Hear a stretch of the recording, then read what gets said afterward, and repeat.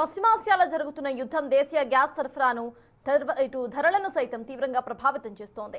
ఈ వారం మొత్తం పెరిగిన ధరలే కొనసాగుతాయని గ్యాస్ ఏజెన్సీ డీలర్స్ చెబుతున్నాయి. యుద్ధం ముగిసేంత వరకు ధరలు మరింత పెరిగే అవకాశం సైతం ఉందని అంటున్నారు. కమర్షియల్ సిలిండర్స్ సరఫరా పూర్తిగా నిలిచిపోలేదని, గతంలో ఇచ్చిన కనెక్షన్లను మాత్రమే కట్ చేశారని తెలిపారు. ఉజ్వల పథకం లబ్ధిదారులకు పెరిగిన భారాన్ని ప్రభుత్వం రాయితీ రూపంలో తిరిగి చెల్లిస్తుందంటున్న మాధవి గ్యాస్ ఏజెన్సీ డీలర్ రామాంజరావుతో మా ప్రతినిధి Vijay face to face.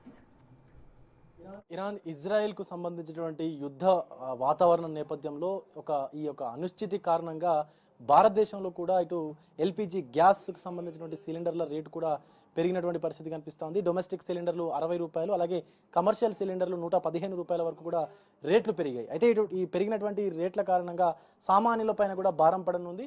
So ప్రస్తుతం మనతో పాటు మాధవి గ్యాస్ ఏజెన్సీస్ రామానుజరావు ఉన్నారు, మాట్లాడదాం. డీలర్ ఉన్నారు. సో సార్, ఈ పెరిగినటువంటి రేట్ల కారణంగా సామాన్యులకు తీవ్ర ఇబ్బందులు ఎదురయ్యేటువంటి అవకాశం ఉంది. అండ్ ఇంకా ఎన్ని రోజులు ఈ యొక్క రేట్లు కొనసాగేటువంటి అవకాశం ఉంది? ఈ వారు కంటిన్యూ అవుతుంది, ఇప్పుడు ఖతం అయ్యేది కాదు. ఎంతకాలం ఎక్కువ అయిపోతే అంత రేట్లు పెరుగుతూనే ఉంటాయి. ఇది తగ్గే పరిస్థితి ఇప్పుడు లేదు ప్రస్తుతం. సామాన్యులకి కష్టమైన పరిస్థితులను బట్టి ఎవరు ఏం చేయలేరు, గవర్నమెంట్ కూడా ఏం చేయలేదు.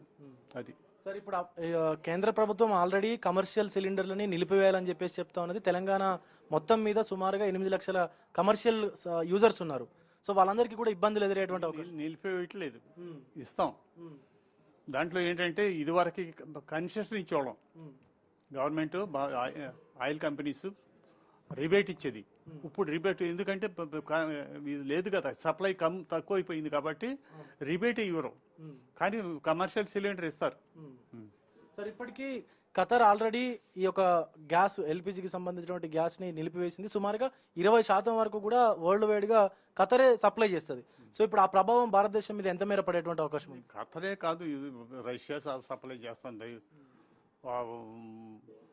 ఈ ఇంకా వేరే కంట్రీస్ కూడా సప్లై చేస్తున్నాయి, కానీ సప్లై చేయడానికి కూడా వాళ్ళకి కూడా అవకాశం లేదన్నమాట ప్రస్తుతం.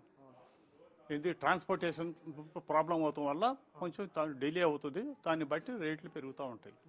సార్, ఇప్పుడు సింగిల్ కనెక్షన్ ఉన్నటువంటి యూజర్స్ కి 21 రోజులు, డ్యూయల్ కనెక్షన్ ఉన్నటువంటి వాళ్ళకు 30 నుంచి 36 రోజులు నిబంధన పెట్టారు. సో ఈ లోపు సిలిండర్ బుక్ అవ్వట్లేదు అని చెప్పేసి కూడా కస్టమర్స్ అంటున్నారు. బుక్ అవ్వదు, ఎందుకంటే పరిస్థితులను బట్టి కంట్రోల్ చేశారు. ఇంకొకటి సార్, చాలా మంది ఈ కేవైసీ అప్డేట్ చేయించుకున్నా కూడా తమకు సిలిండర్లు బుక్ అవ్వట్లేదు అంటున్నారు. చేస్తాను, అవుతున్నాయి, అట్లా ఏం లేదు. కేవైసీ ఎవరికి అవ్వలేదో వాళ్ళకి ప్రతిరోజు మేము కేవైసీ చేసినాక వాళ్ళకి సిలిండర్ ఇస్తున్నాం. సార్, ఇంకొకటి సార్, ఈ ఉజ్వల పథకం కింద గ్యాస్ సిలిండర్లు బుక్ చేసుకునేటువంటి వాళ్ళకు కూడా ఈ రేట్లు వర్తిస్తాయా, లేకపోతే వాళ్ళకు అదే రేట్లకు వర్తిస్తాయి? ఇప్పుడు దానికి సబ్సిడీ ఇస్తారు వాళ్ళు, అది రేట్స్ సేమే ఉంటాయి. ఆ డిఫరెన్స్ సబ్సిడీ గవర్నమెంట్ ఇస్తుంది వాళ్ళకి. అంటే పెరిగినటువంటి ఆ రేటు వాళ్ళకు సబ్సిడీలోనే కలిసి వస్తుంది. అవును, పూర్తిగా పెరిగినటువంటి రేట్లు అయితే మరి కొద్ది కాలం కూడా కొనసాగేటువంటి అవకాశం ఉన్నట్లయితే డీలర్లు మాట్లాడుతూ ఉన్నారు. మరొక పక్క కేవైసీ చేయించుకొని కేవలం ఓటీపీ ద్వారా మాత్రమే సిలిండర్లు బుక్ చేసుకోవాలంటూ కూడా చెప్తా ఉన్నారు.